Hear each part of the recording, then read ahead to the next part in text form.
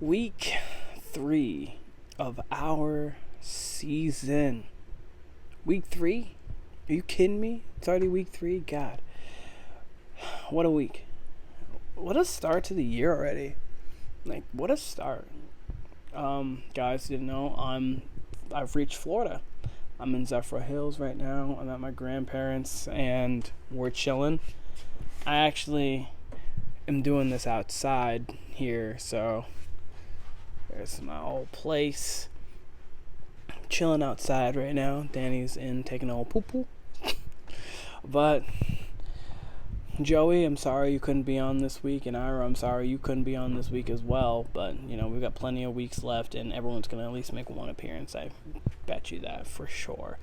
But this week, with us being in limbo, and possibly next week, now that things have changed a little bit, we may be in limbo here. But after that, definitely get back to doing it how I normally do it. But this week will be the first week you see my face, and maybe we keep it that way. I don't know. But anyways, to the league.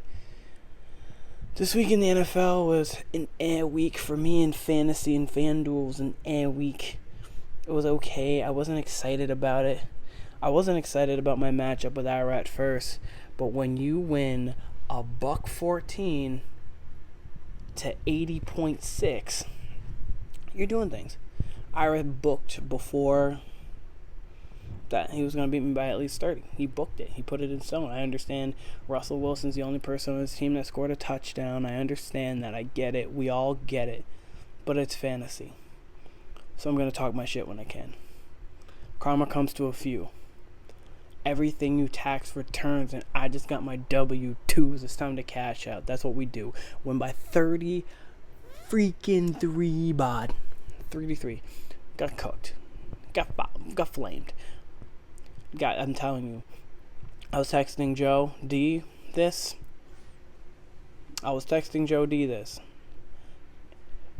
My team lost J.K. Dobbins. My team was a poop show. And you guys are going to let the defending champs go 2-1 when my team's this bad? Do you think my team's going to be this bad for the rest of the season? Are you kidding me? Michael Carter starting to become a running back. Javonte Williams or Melvin Gordon. I got that. Thank you, Justin, for the for the switch of running backs. Thank you. I appreciate that. So now I got a Broncos backfield. Saquon Barkley became a human last week. We got Keenan Allen. He's one of the most consistent receivers you're going to have in fantasy, especially if it's PPR. TJ Hawkinson had a bad week, and I still put up $114. TJ Hawkinson had 2 catches for 10 yards. Defense, waiver wire defense, you know what I'm doing. And Justin Tucker with the best kick of all time, 66 yards for the win. And then I sat Tom Brady, who had a better game than Dak, but still Dak. I'm willing to move him if anyone wants. Me and Ira were talking trade earlier, but I'm telling you guys, I'm 2-1. You guys are gonna let me not be good early, but still mess around and have a winning record after 3 weeks. That's a problem. There's no reason why I should be anything less than 0-3, and I'm 2-1. Ira, on the other hand, his team laid an egg. Just laid an egg. I don't think he has a bad team. I think Miles Sanders is tough right now. Miles Sanders has not been getting too much love in that offense, and the way they're using it, Jalen Hurts has kind of been everything, so Miles Sanders is going to be his iffy point. The Tennessee Titans, they've been up and down this year. Obviously, they beat the Colts 25-16, was it? Yeah, 25-16, so they beat the Colts. It just wasn't... Their offense is so weird right now. Timmy keeps offering everyone Damian Harris and A.J. Brown, but I understand that A.J. Brown has the name from last year and what he did last year. And I understand Damian Harris is going to get rushes, but people are scared about the Patriots' backfield because you mess up once and things change. You fumble at the end of a game, week 1, and you get put in rotation. I understand with James White being out indefinitely, it's only him and J.J. Taylor, so he's still going to get carries, but that offense isn't good. That's my team. That offense just isn't good. They need to develop, but that offense just isn't good. They're not gonna... Anyways, so I think Ira's team's going to be completely fine. He's been talking about making moves, but I think it was actually the leagues have changed this year. Like, Ira didn't just make a blow it up move. I did love hearing him say blow it up, though. I haven't played Madden with him in a while, but he hasn't just said, I'm going to blow it up. And he almost did. He almost blew it up. He almost did the patented Ira move of blowing it up. But he didn't. And I respect him for that. It's the same way I respect Tyler for making a trade. A trade. Tyler. God. Okay. Anyways. Next game of the week, we've got Austin and Justin. 3-0 Justin. Justin's cooking right now. Austin, bad week. No Dalvin Cook. The thing really Austin has to worry about, his running backs are fine. Clyde's going to be a back that's going to be a flex. He's going to be a true flex this year for a back. I think that some games he's going to be used like he was, 100 yards. He got 100 yards, I think, total and a receiving touchdown. Like, he's going to be in that vein. And then he's going to have Najee Harris, who's going to be... Najee Harris is still going to be a guy. Najee Harris is going to continue to be a guy because Big Ben doesn't have a better arm than Joe DeZazzo does right now. So, Big Ben doesn't like to throw down the field. That's why if you got people like Deontay Johnson, he's just going to chuck it up to him because he's quick. So, but I think Najee's still going to get the ball receiving. I still think he's going to get it running. And then, obviously, Dalvin Cook is Dalvin Cook once he comes back from injury, which it could be this week. I think it should be this week, but if not next week, definitely. I think he'll be perfectly fine. Really, the thing with him, it's just going to come down to, can he get consistency out of his wide receivers? Allen Robinson right now is tough, not because it's Allen Robinson, but because he's with the Bears and Justin Fields is his quarterback. Not that Justin Fields is bad, it's just their offensive line is possibly the worst in the league right now. They just let 9 sacks. 9. The second most ever for a rookie debut. They let 9 sacks. So that's iffy. Cortland Sutton's good. It's just that the Broncos, I think the more the season goes on, I think the more they're going to run. So, and they do have a dual-headed monster. They got one of the best duo backs in the league, probably top 10-ish. So, that's the only thing that's going to be really in his favor is if his wide receivers can produce. Because if his wide receivers can produce, his team's scary. His team really is scary. So, there's that. Then we got Justin again. We're talking about Justin's got a team that's just solid all the way around. And he got a 121 with -8 from his defense. -8. Completely abominable. His Washington defense was an abomination. Put him on the trade block right after. He wasn't having it. He was done. They haven't been great this year at all. It's that when you surprise people with a great defense, it's that living up to it. It's the difference between you being the Legion of Boom and being consistent or you being those one-hit wonder defenses. So, not that it's a one-hit wonder because they've got talent. It's just basically putting it together now. But, honestly, again, as I was talking before, Justin's team's good. Justin's team's real good. It's just going to come down to the fact of the matter that will his flex 2 kickers really, Justin, 2 kickers? But it's really just going to come down to is his flex going to be consistent? Because Jamar Chase is almost a touchdown or bust guy. He's been getting touchdowns. That's why he's been great. But Jamar Chase is a touchdown and bust guy. Can we really trust Davis Webb for Brandon Cooks? Kenny Golladay is inconsistent right now. Obviously, he has Jamal Williams, but he's every week. You never know what's going to happen with him. So it's really going to come down to that flex and if Scary Terry can be good. Like, good again. Because obviously this Taylor Heineke, it's not that Taylor isn't good. It's just, like, will he get the opportunities that he normally gets? On Timmy, I haven't done my power rankings yet, but I don't think it's really hard to say that Timmy's the worst team in our league right now. He just put up 75. He's 0-3. He's in shambles. Damian Harris and A.J. Brown are being offered to everybody who breathes. Like, the thing with Timmy is, his quarterback's he's been inconsistent. So Ryan Tannehill's been inconsistent. Picks up Teddy Bridgewater. Teddy Bridgewater has a dud game for fantasy because they won 26-0 by just running on the Jets. The Jets have actually an okay pass defense, so that hasn't been shocking. Not that they've been doing much because they played the Patriots and then they played the Carolina Panthers and then they played the Broncos. But, their pass defense actually has been pretty decent this year. Damian Harris, as I was talking before, is up and down. A.J. Brown, like he's good. It's just he's right now. No one, his trade stock's low. So I mean, if you want to go low to think he's gonna get high, guys, take him for something because Timmy wants him back. But obviously, Cooper Kupp's his quarterback, as he said. D Hop has been up and down. Or not up and down. D Hop's been down. D Hop's been weird because D Hop's been killing it early in games and then late in games not doing anything. Because I had him in FanDuel. First quarter, first half, he was killing it, and then second half he doesn't. But it's fine fantasy-wise because he ends up always with a good day other than this week.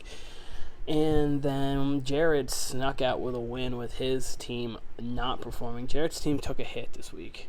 Christian McCaffrey being out. I mean, he has Hubbard on the bench, but obviously, let's be honest here, it's Hubbard and not Christian McCaffrey. If Hubbard was that guy and that good, he'd be starting on another team. So unless he comes out and proves it and just proves that he's really good. But I mean, he's solid, and I think he'll put up production because he's behind the Panthers, and the Panthers actually have an okay offensive line. I think they have a good system with their running back. But Christian McCaffrey. That second running back is the same thing. Darrell Henderson being out right now. Kenyon Drake's not going to get it done for you. Kyler Murray had a stinker week for him, which is only 21 points. But Kyler Murray has been one of the best quarterbacks in the league. DK Metcalf finally broke out of his shell.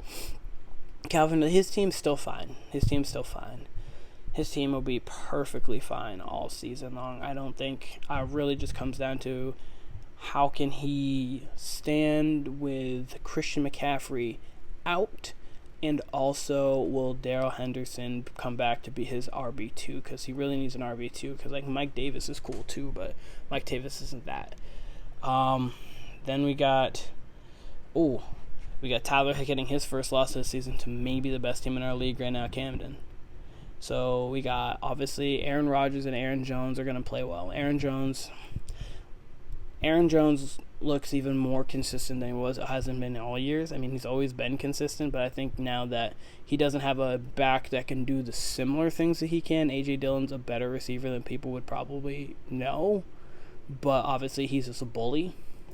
So the fact that he's going to be their lead back plus their receiving back always, instead of Jamal Williams coming in and being that receiving back, sometimes he's going to get more touches on the field, which means he's just going to be a better player than he was last year fantasy-wise. Austin Eckler's just a solid guy. He's pretty much like Aaron Jones too, but he gets a little bit more usage depending, just because he's definitely the clear number one. Then Tyler Lockett had a down week. Diggs was okay. Waller was okay. Marquise Brown was okay. Tyler lost because this is one of the first weeks you're going to see his team have like a legitimate down week. His team has the capability of only putting up 90 points, but his team, as we've seen, also can put up $150. So his team, I think they're more boom than bust, which makes he's going to be more boom than bust, which makes him a playoff contender. Obviously, he's still not going to leave the top 4 in rankings this week. I'll get into those, obviously, but yeah, no, Tyler's all there. And then Camden, as I was talking about, there's no holes. He's got no holes. He's got Lamar Jackson, Kamara, Antonio Gibson, Mike Evans, Adam Thielen, Travis Kelce. Like, his only real hole, quote-unquote, is Chase Edmonds. And that's not even a hole. Because if he doesn't want to play Chase Edmonds, I wish I could speak and didn't have a lisp like a loser. He's got DJ Moore. And when Will Fuller actually becomes something again, he's got that. He's got 3 quarterbacks. He's got Matt Stafford, Jalen Hurts, and he's got Lamar, obviously. So that's another thing. Sorry, my glasses. But that's another thing that he needs to. He can just get rid of a quarterback. Like, he could trade, like, Timmy, call Camden, be like, yo, I'll take Jalen Hurts or Matt Stafford off your hand for X. Like, give him something, because Camden will do it, knowing that this is not collusion, but Camden will do it, and you would have a quarterback that's not Teddy Bridgewater or Ryan Tannehill right now. So there's that game, and then the other game of this week was Joey versus Joe. Joe, as I was talking about, his team was an A minus with a C quarterback, and Kirk Cousins has been an A minus quarterback this year. So right now, Joe has got about an A minus team. I'd say, actually, I can't say Kirk Cousins is an A minus. About a B to B plus. He's been an A minus, but I think consistently he'll be a B. I think Joe's got a B plus to an A minus roster now. There's no holes. Like the holes on his team are really Jonathan Taylor. Will he get the touches he needs? But even then, as an RB2, now that Chris Carson can be an RB1, a back end RB1, but he can be an RB1 with the amount that he gets the ball, and he's a red zone guy, definitely. So you got that. He's got consistent Chris Godwin. He's got Mike Williams, who this year, obviously, he had an 1,000-yard season before. Austin and I were talking about this, but going through those game logs, it was a 40, then 50, then 60, then a $110, then like 50, then 60. So like consistently being involved in the game, but it was not involved like he is now. Like Mike Williams is showing to be a legitimate Robin to Batman and Keenan Allen. So that offense is going to be nasty. That offense is nasty. Mark Andrews finally had his breakout game. Finally. Obviously, CeeDee Lamb, the Dallas Cowboys didn't need to throw the ball. They did whatever they wanted to the She-Eagles. So that was that. And then Joey. Zeke, Devontae, and Patrick Mahomes made this look like you had a good week. Rob Gronkowski being injured, you traded Kyle Pitts. That's going to be iffy for you. Tyler Boyd and T. Higgins are solid. Cool, but you never know. Josh Jacobs, depends on whenever he decides to be healthy again. But you've got that. Then you've also got...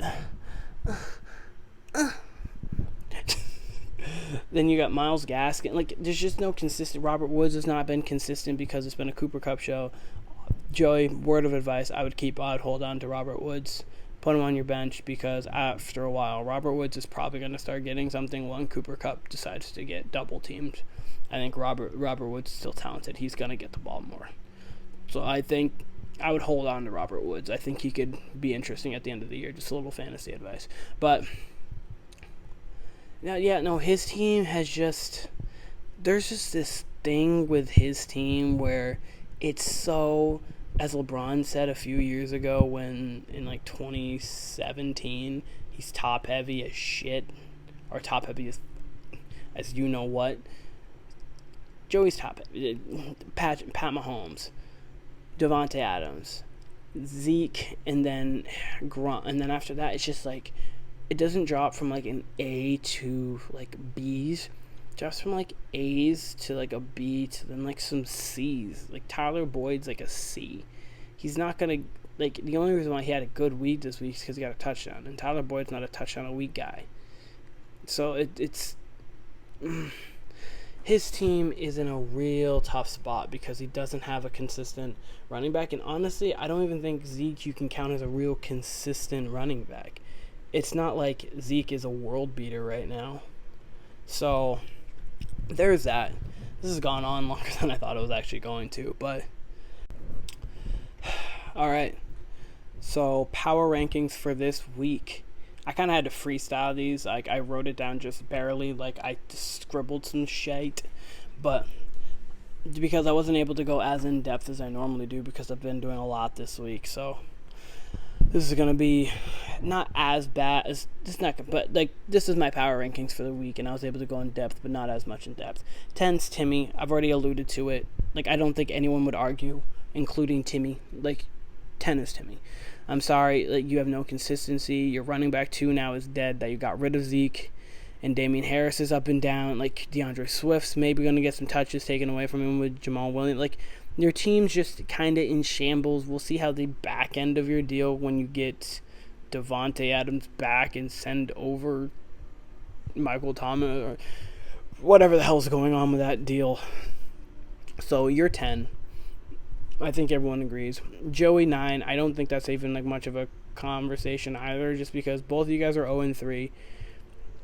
Joey is just in a state of mind where his team is tough in the sense of he has he's just top heavy. He's muffin top. He's at no bottom. He's got pencil legs, but a big ass top. Like he's just that's what his team is right now. And without that, when Mahomes doesn't have a killer week, when Zeke doesn't have a killer week, like what is that gonna do? Like how's your team gonna really respond to that? Like your team's not gonna put up like that. Like that's the thing that's gonna be tough about you. Mahomes and having Mahomes right now is gonna keep you in games where you don't get 60 because you're not. The rest of your team probably can keep you out of that, but it's not great. 8, I think talent-wise would be me. I think that I have a chance to move up more, especially if either Javonte or Melvin Gordon, one of them sadly would get injured, or like one can just solidify taking the job, or Michael Carter could actually just be in an offense that's workable. They have that. If Odell look good, and if Odell can keep looking good and get better, and I get Odell, guys, you did this to yourself. You did this to yourself. You do not allow someone of my stature to get 2 wins when I shouldn't have got. I should be 0-3. I should be putting myself as the worst team in the league. I can't. I'm 2-1. But I'm not disrespecting the teams that are 1-2 because they got bad draws and had a bad week. And I understand that this is a power ranking more so, but it's not really a ranking. This is more like a tier, but in order. This is a tier in order. This is like best to worst teams, in my opinion. Obviously, it's controversial. Obviously, you guys have your opinions, but like it's best to worst. Like, yeah. Anyways, so 7, I think right now is Ira, and the reason why I think that's Ira at the moment is Ira has a team that where the boom of his team is top 3. The low of his team, that's the difference between him and Tyler. The low of his team, like if he busts, he doesn't have a roster that's fully winnable because he doesn't have as many consistent players as Tyler. Tyler has some boom or bust guys, but also has enough consistent guys to where he actually can make something happen. So Ira, on the other hand, I think just... Hold on just a second. Ira, on the other hand, just a little bit more consistency he would need for me to put him in that category to where he's a little bit better. And that's all of them. His team's still great, but our league's so deep this year that's not actually a bad compliment. Austin, I have at 6. I think Austin, it really just comes down to will Clyde Edwards-Helaire continue to stay what he was. Obviously, the health of Dalvin Cook, but I think he'll be fine.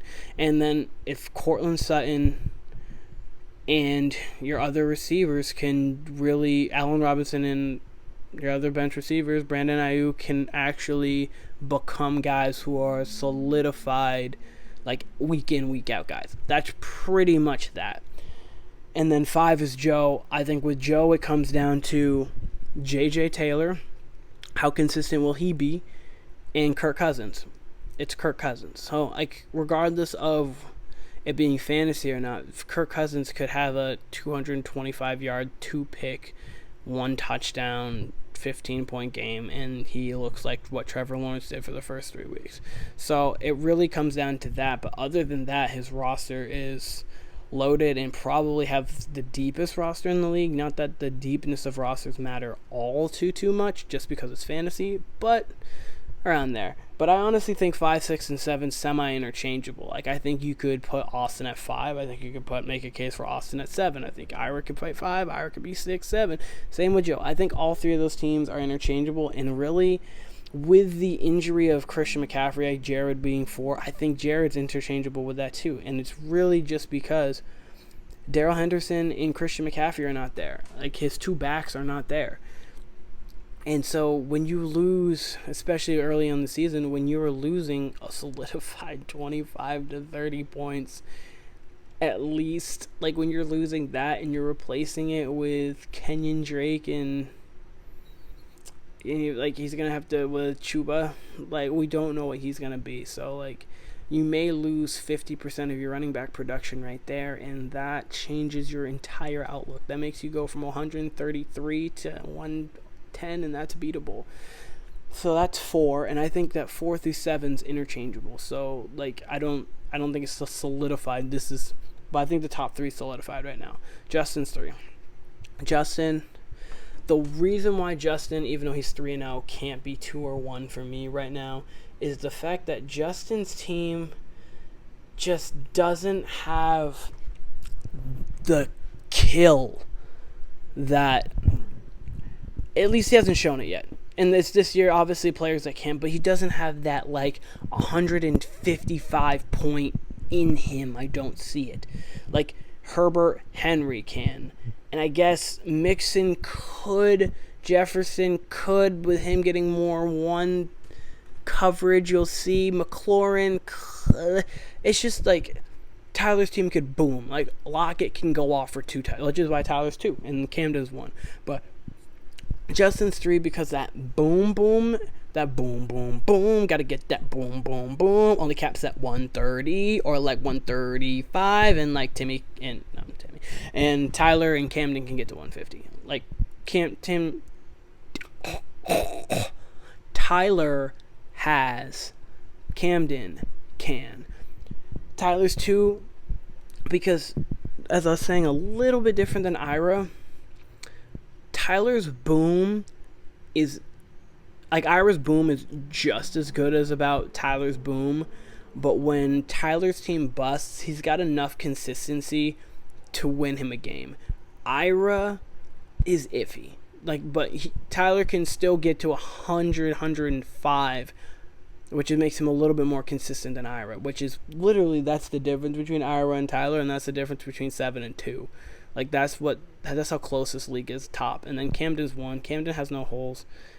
Camden looks really good. Camden's just going to be, it's going to be him is if he makes a stupid decision, injury, or obviously matchups. Like, that's what it's going to come down to. It's fantasy, so it's fantasy. But I'll put that in the chat.